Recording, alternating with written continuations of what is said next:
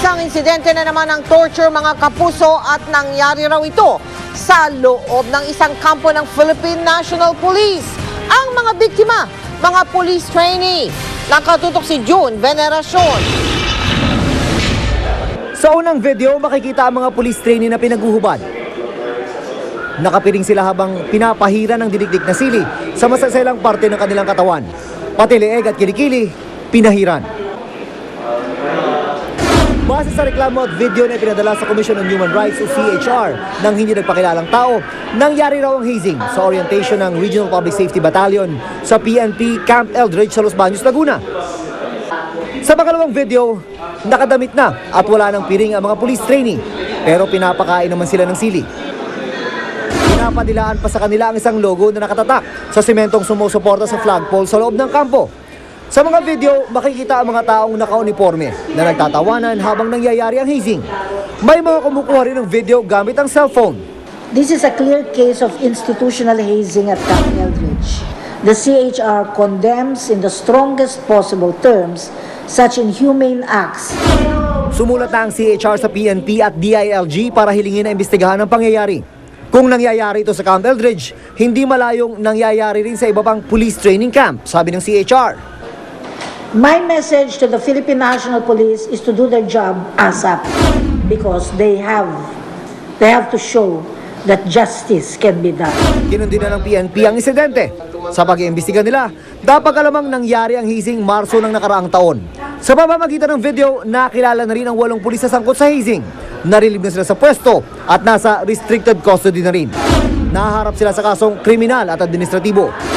Investigation is underway to establish airtight case against the suspects for violation of Republic Act 9745 or the anti-hazing law and for grave misconduct under PNP rules and regulations.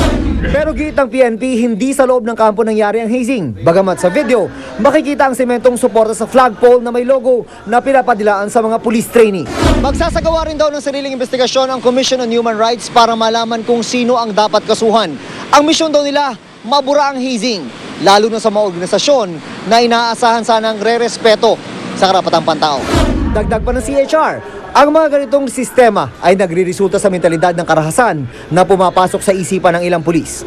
Karahasan na nasaksiyan sa isang torture video na kinasangkutan ng isang opisyal ng Manila Police na si Joselito Binayog, kung saan walang awa na pinahirapan ng isang suspect sa loob mismo ng presinto. June Veneracion, Nakatutok, 24 Oras. Si Mel Tiangco, ang inyong kapusong totoo. Pilipinas ay kabilang pa rin sa 22 bansang nasa watch list ng World Health Organization dahil sa mataas sa bilang ng may sakit na tuberculosis o TB. Meron ka bang ubo na 2 linggo ng problema? Aba, baka TB na yan.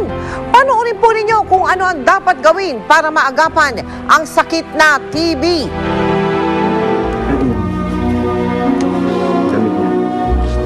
Magsimula sa paninikip ng dibdib, panghihina ng tuhod, walang tigil na ubo, hanggang sa tuluyang pagbaba ng timbang, hanggang sa makumpirmang bumalik ang tuberculosis ni Dennis. By the end of December siguro, naging cured na siya. But somehow, parang humalik yung dati sakit. Kaya hindi natin may aalis na ma-entertain yung kaso ng relapsing PTB with pneumonia. Ngunit bukod kay Dennis, nahawahan na rin niya ng TB ang kanyang mga anak. Ang kanyang asawang si Adina, hindi magkanda-ugaga sa pag-aalaga sa kanila. Ako lang po kasi sa mga anak ko, nagtitinda-tinda lang po ako pag may naitinda. Ano lang, pagka wala po. Mahirap po talaga pagka yung pong lalaki ang walang hanap buhay. Siyempre po, kulang po talaga sa amin yung kinikita ko. Isa lang si Dennis sa libu-libong Pilipino na taglay ang tuberculosis. Pero kung tutuusin, maaaring maagapan ang sakit na ito sa paglala, lalo na ngayon sa tulong ng DOTS Centers. Ang DOTS Center, yung DOTS, no, acronym yan na ibig sabihin ay Directly Observed Treatment Short Course, na kung saan ito yung strategy na ginagamit ng ating National TB Program. Ang bawat health center sa bansa ay may mga DOTS Center na nagbibigay ng libreng microscopy o pagsusuri kung merong kang tuberculosis. Ang gamot mo sa loob ng 6 na buwan ay ibinibigay talaga ng libre yon sa isang tao na talagang proven or confirmed na may sakit na tuberculosis. Matapos ang 2 buwang gamutan, kapansin-pansin niya ang pagbabago sa pangangatawan ni Dennis.